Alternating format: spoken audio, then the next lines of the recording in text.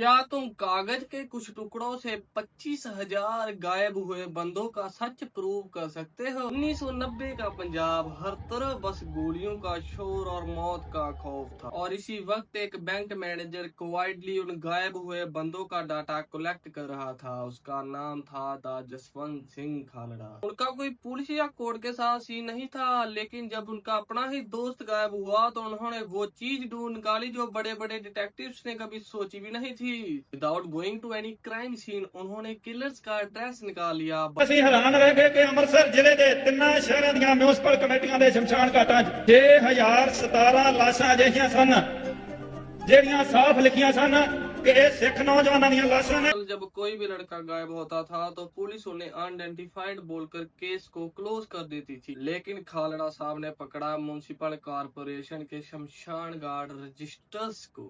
एक बॉडी को fully burn करने के लिए 300 किलो लकड़ी लगती है।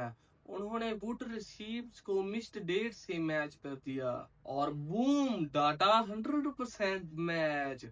उन्होंने इसी दम पर प्रूव कर दिया कि उन हजारों लोगों का सीक्रेट इनकाउंटर हुआ है। साल 1995 में खालड़ा साहब ने प्रेस कॉन्फ्रेंस करके ये पूरी की पूरी फाइल मीडिया के सामने दर दी और तब सिस्टम पूरा हिल गया। उन्हें थ्रेट मिली कि इस पंगे को अभी छोड़ दो वरना तुम्हारे लिए अच्छा नहीं होगा। लेकिन 6 सितंबर 1995 को जब जसवंत सिंह खालड़ा अपने अमृतसर वाले घर पर अपनी गाड़ी धो रहे होते हैं तो कुछ अनपछाती बिना नंबर प्लेट्स वाली कार आती है, उन्हें उठाती हैं और कुछ दिनों तक उनका ब्रूटल टॉर्चर करती हैं और उसके थोड़े चिर बाद उसकी बॉडी को ब्यास दरिया में हमेशा के लिए बहा दिया जाता है और वो हमेशा के लिए दुनिया से गायब हो जाते हैं। और तब मौके की सरकारों को लगा अब गेम ओवर है, लेकिन खालड़ा साहब ने अपने सारे लीगल प्रूफ्स पहले ही एक सेफ जगह भेज दिए थे और फिर सुप्रीम कोर्ट ने इन्वेस्टिगेशन सीबीआई को दी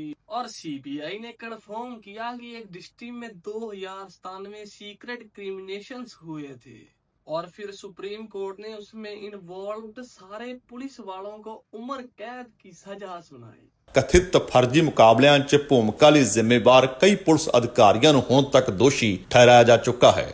और अब दिलजीत दोसांझ इस रियल स्टोरी पर एक मूवी बनाता है, नाम रखता है पंजाब पहचान में, लेकिन असली कहानी तो यहाँ से ही शुरू होती है। सेंसर बोर्ड ने उस पर 120 से ज्यादा कट्स लगवाए, उसका टाइटल चेंज किया और रिलीज ब्लॉक कर दी। लेकिन जब अनसेंसर्ड वर्जन G5 और इंटरनेशनल प्लेटफॉर्म्स पर आया तो सिर्फ 48 घंटों के अंदर उसको वहां से रिमूव कर दिया गया। लेकिन असली सवाल तो जहाँ से पैदा होता है कि जो सच हाई कोर्ट्स के रिकॉर्ड्स में है उसे स्क्रीन से डराने पर ये बोर्ड इतना डर क्यों रहा है?